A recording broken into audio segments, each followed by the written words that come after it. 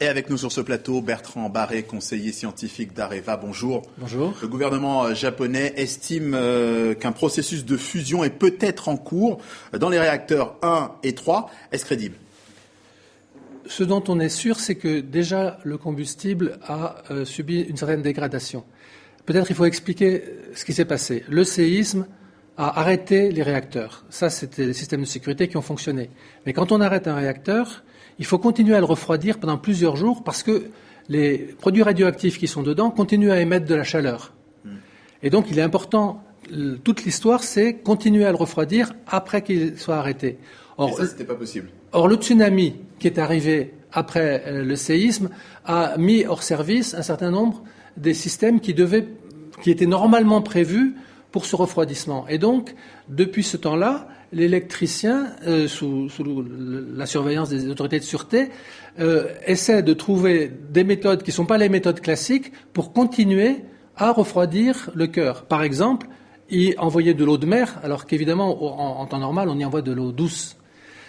Alors, qu'est-ce qui s'est passé dans l'affaire d'explosion ? Eh bien, dans le réacteur numéro 1, à un moment donné, ils n'ont pas réussi à le refroidir assez, l'eau a baissé, et donc le haut des combustibles s'est trouvé dans de la vapeur, se trouvait dans de l'eau, il a été moins bien refroidi, il a surchauffé. Et la gaine surchauffée métallique a eu une réaction chimique avec la vapeur d'eau et a dégagé de l'hydrogène.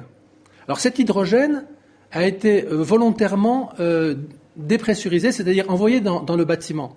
Et là, c'est une chose qui est assez importante. Dans ce type de réacteur, qui sont des réacteurs à eau bouillante, le bâtiment qu'on voit, c'est pas lui qui sert à maintenir la radioactivité. Il y a à l'intérieur ce qu'ils appellent un caisson, et c'est le caisson qui est l'enceinte de confinement. C'est différent de nos réacteurs en France, où c'est le bâtiment qui est très épais en béton armé qui est l'enceinte de confinement. D'accord. Et donc, quand il y a eu cette explosion d'hydrogène qui a soufflé le bardage de ce bâtiment, ça n'était pas grave dans la mesure où les autorités japonaises... D'hier, vous dites qu'elle n'était pas grave. Non, parce que, comme les autorités ont dit, à l'intérieur du bâtiment qui s'est soufflé, l'enceinte, la vraie enceinte de confinement est encore intacte.